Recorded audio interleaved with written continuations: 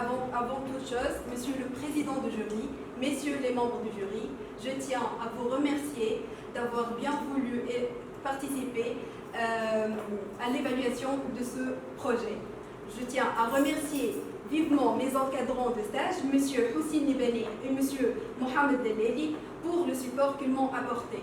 Je profite de ce temps de parole pour remercier la Faculté des sciences de Bizerte et l'association Agir, élaborée au Maroc, qui m'a gracieusement accueilli ces derniers mois. Mon mémoire porte sur les approches multi-objectifs à travers la gestion adaptative d'une aire marine protégée, cas du parc national Al-Hoceima. Mon plan est composé de 5 grandes parties. Premièrement, l'introduction. Deuxièmement, objectif. Troisièmement, matériel et méthode. Ensuite, résultats et discussions. Et finalement, la conclusion. Comme le grand écologue M. Philippe Marc a dit, le coût de la protection du milieu naturel est beaucoup plus faible que le coût de sa reconstitution. La défense de la nature est rentable pour les nations. Les milieux côtiers marins du bassin méditerranéen subissent d'importantes dégradations et pollutions d'origine anthropique. Pour lutter contre ces dégradations, la création d'une aire marine protégée est la solution meilleure pour renforcer la santé des écosystèmes marins. Une aire marine protégée est un espace limité en mer qui répond à des objectifs de la protection de la nature à long terme. Il sert à renforcer les écosystèmes, dynamiser l'économie et atténuer les impacts des changements globaux tels que les changements climatiques, l'acidification des océans, la pollution et les espèces invasives. Pour bien gérer une aire marine protégée, on utilise les normes ouvertes pour la pratique de la conservation qui sert à conserver, gérer, suivre, apprendre des projets et des programmes de conservation. Ces normes-là sont basées sur 5 grandes étapes. Premièrement, conceptualisation, puis planifier les actions et le suivi. Par la suite, mettre en œuvre les actions et le suivi. Quatrièmement, analyser, employer et adapter. Et finalement, apprendre et partager l'apprentissage. On ne peut pas parler des normes ouvertes pour la pratique de la conservation sans appliquer la gestion adaptative, qui est l'intégration systémique de la planification, de la mise en œuvre, de la gestion et du suivi d'un projet de conservation, afin de tester les hypothèses de départ, vérifier le fonctionnement et s'adapter à la situation actuelle. Pour assurer une gestion adaptative efficace, on doit toujours répondre aux 3 questions suivantes. Est-ce qu'on a un impact? Fait-on les bonnes choses? Est-ce qu'on les fait correctement? La gestion adaptative utilise toujours des versions du logiciel Miradi. On a utilisé au sein de Agir la version 3. Ce Miradi est un logiciel de gestion de projet qui sert à identifier les objectifs, les buts, les stratégies et les indicateurs, mettre en œuvre les plans de suivi et les plans d'action, intégrer les parties contractantes du projet et élaborer les plans de suivi des budgets. Ce Miradi est élaboré par un partenariat appelé Conservation Measures Partnership, qui est le fruit de travail des praticiens de la conservation partout dans le monde. L'association Agir, dans laquelle j'ai effectué mon stage au Maroc, a pour but la conservation des zones marines marocaines et des espèces menacées. Elle sert encore à l'amélioration des services écosystémiques à travers une approche participative. L'association Agir a fait beaucoup d'activités pour régler les services écosystémiques, tels que des ateliers destinés aux pêcheurs pour la pêche artisanale et responsable, l'élaboration d'un programme d'aménagement côtier dans les provinces d'Al-Hoceima et de Chefchaouen, la création d'un master du génie civil, du génie du littoral dont j'ai participé avec M. Nibani au sein de la faculté des sciences et techniques d'Al Hoceima, l'élaboration d'un comité de suivi et de gardiennage au sein du parc national d'Al Hoceima, l'élaboration d'un observatoire marin d'Al Hoceima et finalement le lancement du premier planeur sous-marin en Afrique du Nord sous le cadre du projet Odyssea. L'objectif de cette étude est la contribution à la mise en place du plan de gestion dans la zone marine du parc national d'Al Hoceima, la conservation des espèces menacées et de la biocénose marine et sous-marine, et l'implication des pêcheurs dans la gestion adaptative de la zone marine du parc. Passons maintenant à la partie matériel et méthode, qui se base sur le cycle de gestion, comme on l'a dit, avec ces 5 étapes: conceptualiser, planifier les actions et les suivis, mettre en œuvre les actions et le suivi, analyser, employer et adapter, et documenter et partager l'apprentissage.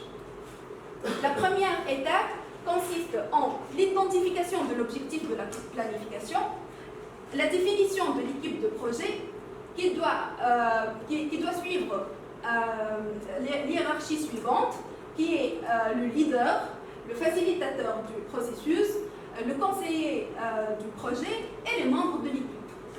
Elle doit aussi définir la portée, la vision et les cibles de conservation au sein du parc, prioriser les menaces critiques et analyser la situation de projet de conservation. Pour analyser le projet de conservation, on utilise cette légende-là. La zone rouge signifie l'état actuel du projet de conservation. La zone jaune signifie l'objectif atteint après 5 ans. Et la zone vert clair signifie un objectif atteint après 10 ans et on se rapproche de l'état souhaité. Ce qui est très bon, c'est d'avoir un résultat historique pour ce projet de conservation. La deuxième étape contient deux sous-étapes, qui est le plan d'action formel, qui contient les buts, les objectifs, les stratégies, les hypothèses. Étant donné que les buts et les objectifs doivent être SMART, c'est-à-dire spécifiques, mesurables, atteignables, réalisables et définis dans le temps. La deuxième sous-étape, c'est le plan de suivi formel, qui indique les besoins en information du public, c'est-à-dire de l'équipe, des partenaires et des bailleurs de fonds, identifier les indicateurs et les méthodes. La troisième étape consiste en l'élaboration d'un plan de travail avec un calendrier pour fixer les tâches, les personnes responsables pour chaque tâche, la date limite pour chaque tâche et les ressources financières nécessaires pour chaque tâche. L'élaboration et l'affinement d'un budget pour le projet de conservation en fixant et en identifiant les sources potentielles de financement et les levées de fonds, et la mise en œuvre des plans, que ce soit les plans d'action, les plans de suivi, les plans opérationnels et le calendrier. La quatrième étape, c'est analyser, utiliser et adapter. Donc, on va enregistrer, stocker, traiter et sauvegarder tout type de données pour l'analyse. On va aussi identifier et discuter les résultats et les hypothèses. Et on va mettre en œuvre un plan stratégique tout en révisant les documents et les données opérationnelles et financières.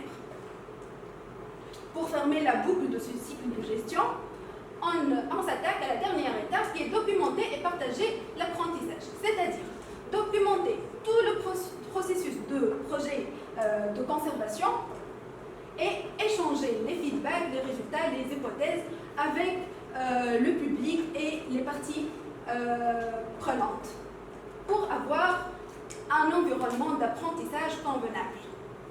Passons maintenant à la partie résultats et discussions. On a défini au sein de Agir l'équipe qui va s'en charger du projet de conservation au sein du parc national d'Al Hoceima. Et on a respecté l'hiérarchie. À titre d'exemple, le président de l'association Agir, M. Houssine Nibani, il est le leader de ce projet. Le trésorier de l'association, M. Abdelwahid Qaïqad, il est le facilitateur du processus. Et le membre de l'équipe, la stagiaire, mademoiselle Azazala. Notre portée est le parc national et bien précisément la zone marine du parc national d'Al Hoceima. Ce parc, il est situé dans la façade du Maroc, à 150 km environ à l'est de détroit Gibraltar. Il est très vague, Gibraltar, il est très vague, à peu près 48 000 hectares, dont 19 000 hectares constituent la zone marine. On va avoir maintenant les cibles à conserver, mais avant ça, on doit définir notre vision du projet, qui est avoir un écosystème marin et terrestre du parc national d'El Hoceima bien conservé pour les générations futures. Les cibles à conserver au sein du parc sont le balbuzard pêcheur, qui est une espèce parapluie, le mérou, le poulpe, le pouffin cendré, le grand dauphin et la biocénose marine et sous-marine. Afin d'analyser la situation de projet, on doit identifier toutes les relations entre les cibles de conservation, à titre d'exemple, le balbuzard pêcheur, avec les menaces directement liées à cette cible, telles que l'urbanisation et l'infrastructure, le dérangement au niveau des nids de nidification, le chalutage dans les zones peu profondes, et aussi les facteurs tels que la démographie croissante, le zonage marin non respecté et les falaises à sol pauvre en calcaire où vit le balbuzard pêcheur. Pour bien visualiser toutes ces relations, le Miradi nous donne ce modèle conceptuel qui sert à lier entre les cibles de conservation, les menaces directes et les facteurs. Passons maintenant à la planification des actions et du suivi. On doit fixer un but SMART pour chaque cible de conservation. À titre d'exemple, le grand dauphin a pour but, d'ici 2022, la population du grand dauphin aura été maintenue au sein de la zone marine du parc national Al Hoceima. Pour bien réaliser ces buts, on doit détailler ça sous forme des objectifs SMART. À titre d'exemple, d'ici 2022, les écosystèmes côtiers marins seront restaurés à 30% à l'échelle de la zone littorale de la Méditerranée au Maroc. Et pour effectuer cet objectif, on doit citer des stratégies et des activités telles que l'appui à la gestion administrative et commerciale des coopératives de pêche artisanale et la création d'un comité de suivi des activités de pêche illégales. On ne peut pas réaliser ces activités et ces stratégies sans fixer des indicateurs, tels que un indice de taux annuel de nidification pour le balbuzard pêcheur, qui sert à tracer l'occurrence annuelle des couples nicheurs au sein des aires de nidification potentielles qui sont à l'environ de 18 aires. Après avoir terminé tous les plans d'action formels, on obtient avec le Miradi la chaîne de résultats qui sert à remplacer les menaces directes par les résultats directs et à remplacer les facteurs directs par des résultats intermédiaires et à citer les stratégies. À titre d'exemple, le balbuzard, on atteint comme résultat direct résolution des braconnages des oisillons, résultat intermédiaire, l'amélioration du suivi des nids de nidification et comme stratégie, création d'un comité de suivi des activités de pêche illégale. Maintenant, le plan de suivi, afin de l'élaborer, on doit fixer des attributs clés. Les attributs clés nous renseignent sur la situation actuelle et la situation souhaitée du projet de conservation. À titre d'exemple, le balbuzard pêcheur, comme cible, il a comme clé un attribut clé nombre d'aires de nidification. Et on voit le résultat ici, le nombre d'aires de nidification se sont reculés dans le temps. En 2008, on est dans la situation très bon. Par contre, en 2016, on est dans la situation bon. Pour terminer le plan de suivi, on doit identifier les menaces pour chaque cible. À titre d'exemple, notre cible, le balbuzard pêcheur, qui a comme menace chalutage dans les zones peu profondes, qui existe moyennement dans la portée du parc national Al-Hoceima, avec une gravité élevée, une irréversibilité moyenne et une évaluation dans le temps moyenne. Un deuxième exemple qui est la pêche sous-marine, elle est très présente dans la portée du parc, avec une gravité très élevée, elle est moyennement irréversible et elle s'évolue d'une façon très rapide dans le temps. Pour conclure, il est très important de dire que l'association de gestion intégrée de ressources Agir, elle a réussi à la mise en œuvre du plan de gestion adaptatif au sein du parc national Al-Hoceima. Elle a impliqué les pêcheurs dans la gestion adaptative du parc, elle a augmenté le nombre des couples nicheurs du balbuzard pêcheur et elle a amélioré la qualité de la biocynose marine et sous-marine à travers les activités qu'elle a fait. Et merci pour votre attention.